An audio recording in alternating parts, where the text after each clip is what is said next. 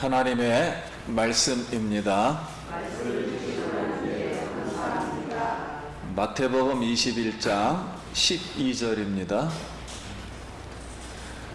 예수께서 성전에 들어가사 성전 안에서 매매하는 모든 사람들을 내쫓으시며 돈 바꾸는 사람들의 상과 비둘기 파는 사람들의 의자를 들러 엎으시고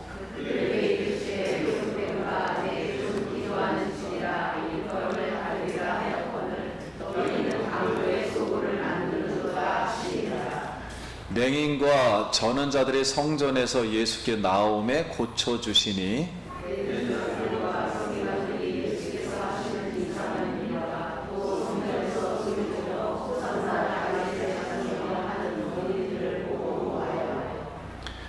예수께 말하되 그들이 하는 말을 듣느냐? 예수께서 이르시되 그렇다. 어린 아기와 젖먹이들의 입에서 나오는 찬미를 온전하게 하셨나이다 함을 너희가 읽어본 일이 없느냐 하시고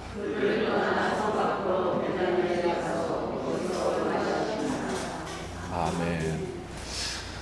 할렐루야. 네, 성도님 만나서 반갑습니다. 우리 한 번 더 옆 사람하고 인사 한번 하겠습니다. 한 주간 평안하셨습니까?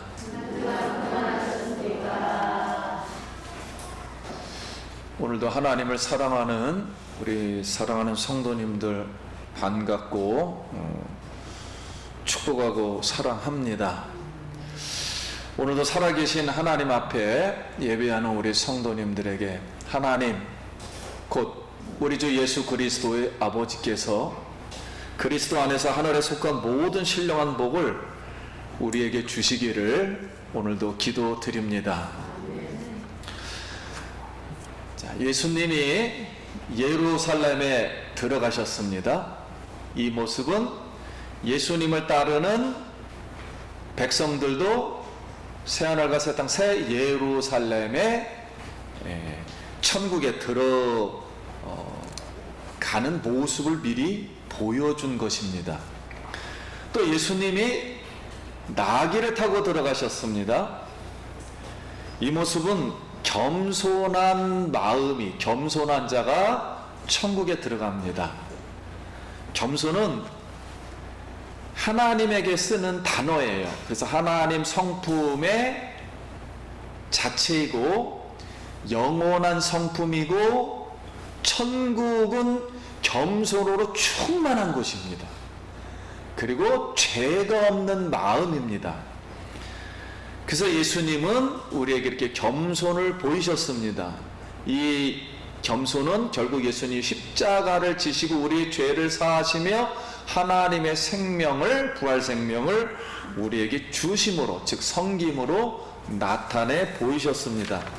그러므로 먼저 우리도 예루살렘에 들어오신 이 예수님을 보면서 예수님의 십자가를 지는 겸손한 모습을 우리도 담기를 원합니다. 그럼 어떻게 해야 겸손한 마음을 가질 수가 있나요? 그랬을 때 어린 아이들이 호산나 나를 구원하소서, 다윗의 아들 즉 메시아여 하나님의 아들이여 이렇게 부르짖고 영접하는 마음이 겸손한 마음으로 천국에 들어갈 수 있다는 그런 내용을 계시로 행동으로 보여주시는 것입니다. 그럼 예수님이 이제 예루살렘의 백성을 겸손하게 만들고 구원하기 위해서 첫 번째 행하신 일이 무엇입니까? 성전 청결입니다. 그럼 12절 말씀, 예수께서 성전에 들어가서 성전 안에 매매하는 모든 사람들을 내쫓으며 돈 바꾸는 사람들의 상과 비둘기 파는 사람들의 의자를 둘러 엎으시고. 자, 그럼 먼저 생각할 것은 왜 성전 안에서 사람들이 돈을 바꾸고 비둘기를 팔게 되었는가?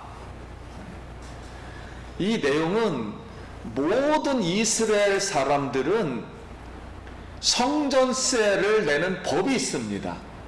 그래서 1년에 한 번을 내야 되는데 한 달 기간을 정해줍니다. 그때 성전세를 냅니다. 근데 이 성전세를 내는 이유는 구약 성경에 속전, 나를 속해 주셨다, 죄를 사해 주셨다, 그런 의미로 성전세를 내라고 한 것입니다. 그래서 예수님이 베드로에게 너 고기를 잡으면 입안에 한 세겔이 있으니 반 세겔씩에서 내 거하고 성전세를 내라 그러면서 예수님은 내가 앞으로 속전이 되겠다, 속죄하는 갑이 되겠다라는 것을 교훈해 준 말입니다. 그 기적을 보여준 게 아니라 내가 앞으로 속전이 되겠다, 십자가에서. 그래서 내셨어요. 그런데 이제 어린아이, 과부, 그 다음에 종, 개종한 이방인을 이제 제외하고는 이제 전부 이렇게 내는 것이었습니다.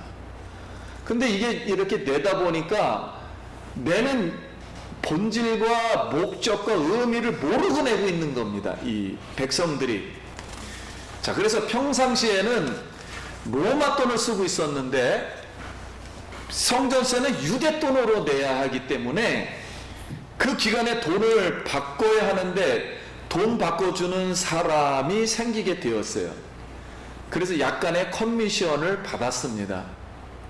근데 이 커미션을 받는 건 문제가 안 되는데, 문제는 비둘기 파는 사람들은 성전의 이 제사를 위해서 백성들이 이제 재물을 갖고 오게 됩니다.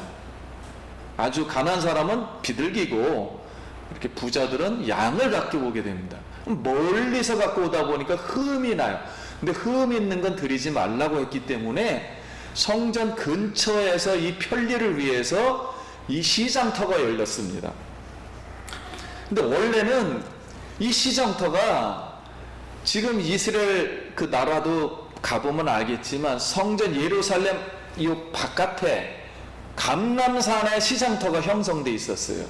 그러니까 여기 1km가 되거든요. 그렇게 쭉 이렇게 내려와서 바로 들어가야 되니까 거기 있었는데, 백성들 입장에서는 제사 드리는데 약간 불편하고 종교 당국에서 볼 때는 아주 편리하고 쉽고 또 돈벌이도 되는 곳이니까 개종한 이방인들이 기도하는 이 성전 그 안에다가 한전소와 시장터를 마련해 주었어요. 그래서 이제 돈을 바꾸게 되었고 그 성전 안에서 그리고 비둘기를 재물을 팔게 이제 되었습니다. 그러다 보니까 뭐 여기에는 여러 가지 이유가 있겠지만 하나님의 성전이 유대 종국의 당국과 백성들이 만들어낸 편리성, 신앙의 편리성, 이런 탐욕의 장소로 변질이 되어버린 거예요. 오랫동안 하다 보니까. 그래서 우리가 이 예배를 드린다는 것은 속죄하는 마음. 오늘도 우리 예배의 본질은, 예배 방법은 많아요. 뭐 인터넷으로 드리고 뭐 영상으로도 드리고, 이건 방법론이고 본질은 우리가 속죄받는 것입니다. 하나님께 속죄받아서 하나님께 영광 돌리는 게 바로 예배 본질이에요. 이 본질에 충실해야 되는데 본질을 잃어버린 거죠. 그래서 우리가 항상 성령과 진리로 예배하는 자를 하나님이 찾으십니다. 그래서 오늘도 하나님께 경배하는 마음으로 오늘도 진정한 예배자 되기를 간절히 소원합니다.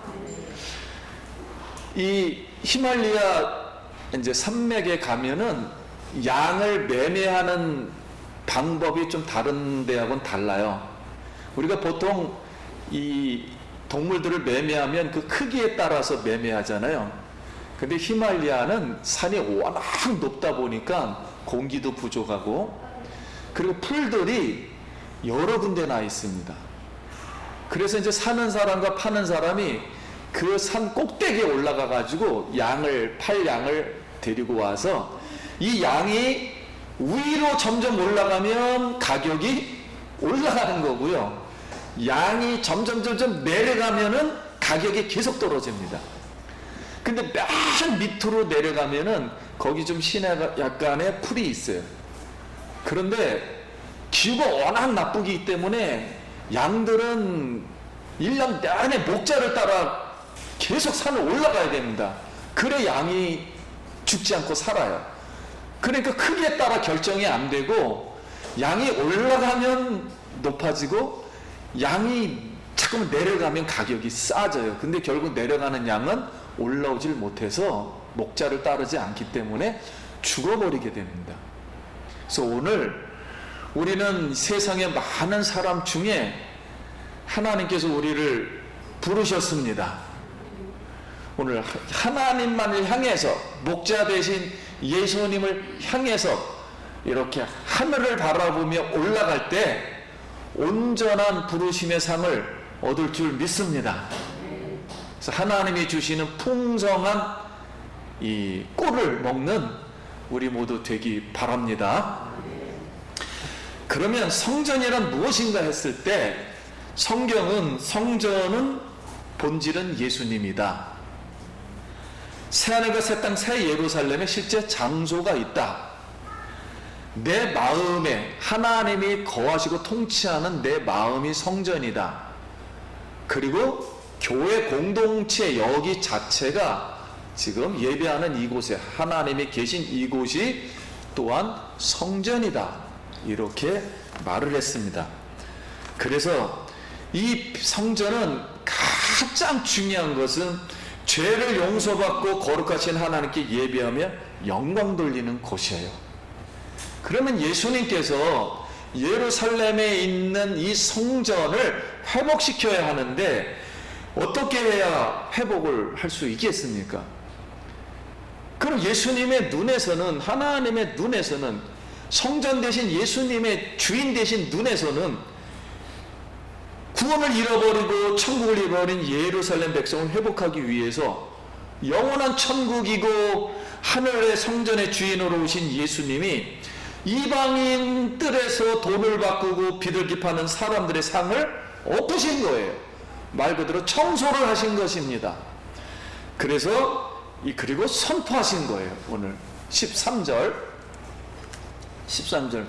그들에게 이르시되 기록된 바 내 집은 기도하는 집이라 일컬음을 받으리라 하였거늘 너희는 강도의 소굴을 만드는도다 하시니라 그랬습니다.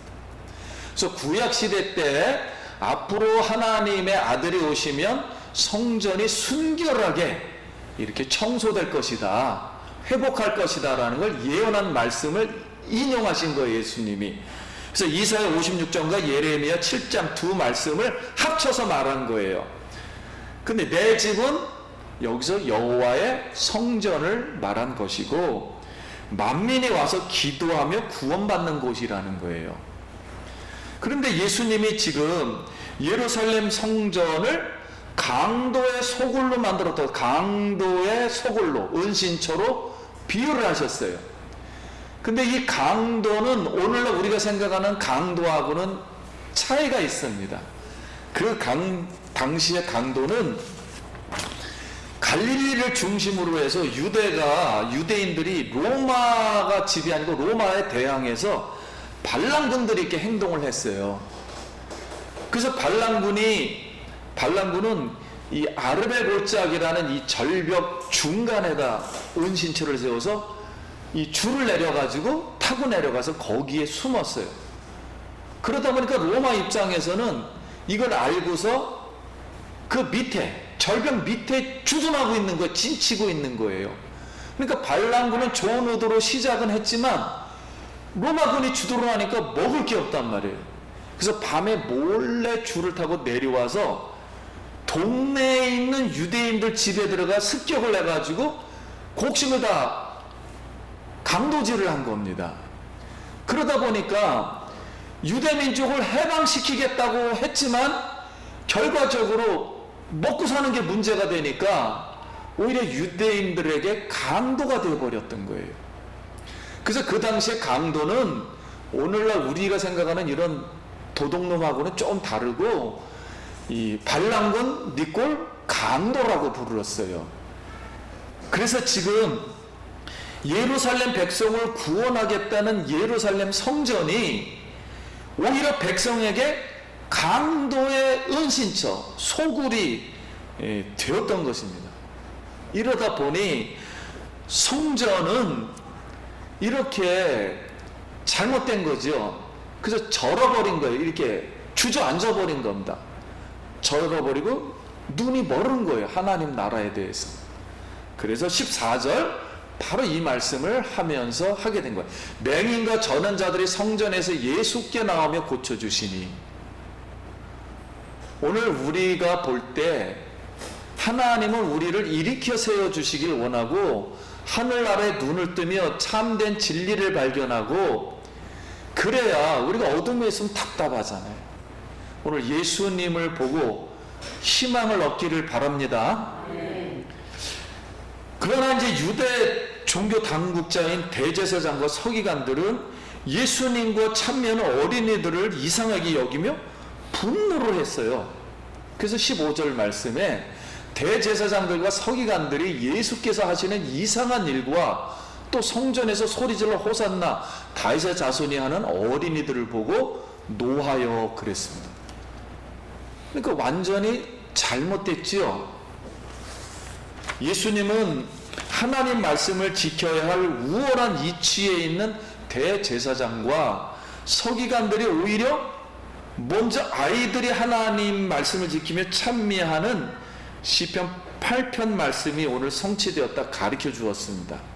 그러면서 16절에 예수께서 말하되 그들이 하는 말을 듣느냐. 예수께서 이르시되 그렇다.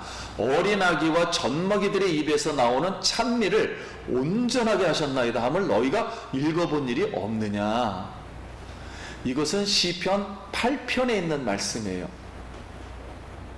그래서 이제 시편 8편을 그들이 그 당시에는 어떻게 이해를 했냐면, 모세가 하나님 말씀에 순종하기 위해서 말씀을 받으러, 토라를 받으러 하늘에 올라갔는데, 이 토라를 가지고 내려 올라가다 보니까 천사들이 우리가 하나님 말씀을 지키고 우리가 복을 받겠습니다 라고 못 내려가게 하니까 하나님이 천사들 보고 하는 말이, 야, 분명히 우리 성경에 아브라함 때 천사로 왔다 그러잖아요.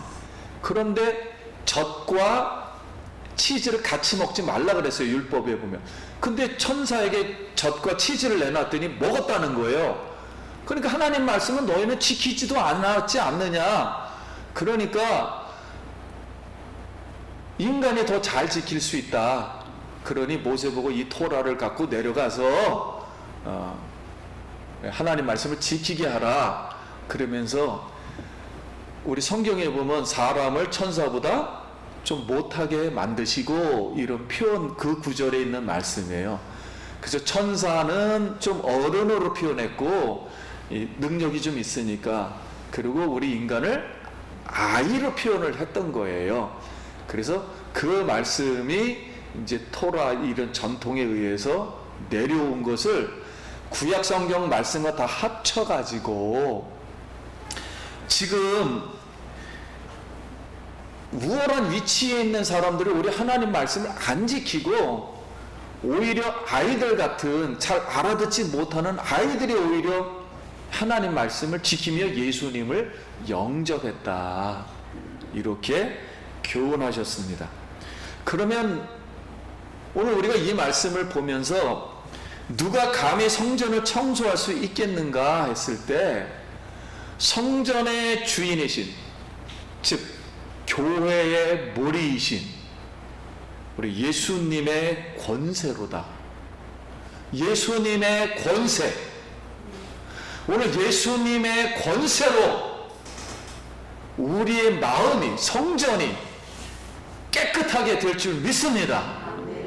우리의 희망은 세상의 권세가 아니라, 대통령의 권세가 아니라, 세상을 움직이는 경제인의 권세가 아니라 예수님의 권세로 마음이 깨끗이 죄를 씻음받고 하나님 나라의 백성, 다시 말하면 순결한 백성, 순결한 신부가 될 줄 믿습니다. 그래서 우리에게 희망이 있는 거예요.